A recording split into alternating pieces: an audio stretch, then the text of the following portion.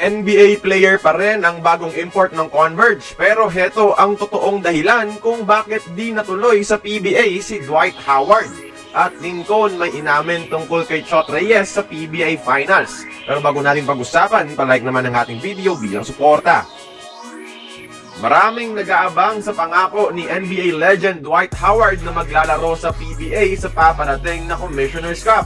Akala ng lahat, done deal na si Superman sa Converge. Pero ibang import ang kinuha ng FiberXers. Ano nga ba ang dahilan?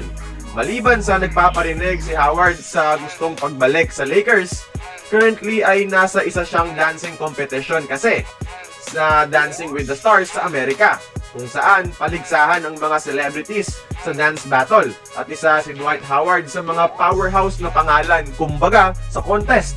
September pa nagsimula yan at sa end of November or early December pa magtatapos. Kaya di tumugma sa schedule ng PBA. Gusto sana ni Howard maglaro sa PBA kaso may prior commitments na kasi sa isa sa mga biggest celebrity contest sa Estados Unidos. Matagal ding pinaghandaan ni Dwight Howard yan.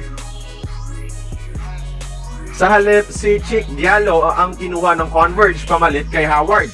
Isang 6'8" former NBA player na nakilala sa New Orleans Pelicans. Malaki at malapad ang frame nito kaya naging solid inside presence.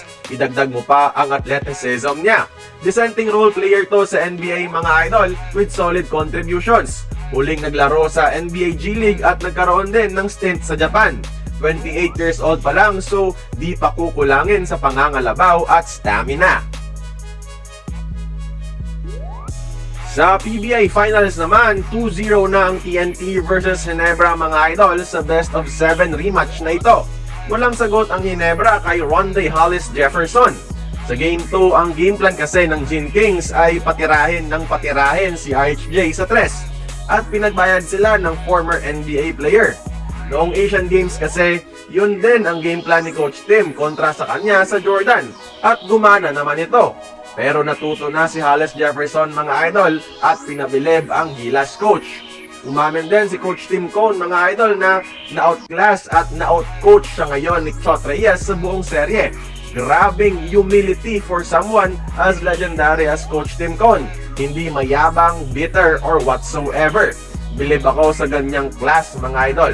Kaya tingin nyo, makabawi pa kaya ang Ginebra sa finals? Join the conversation, magkomento lamang sa ibaba.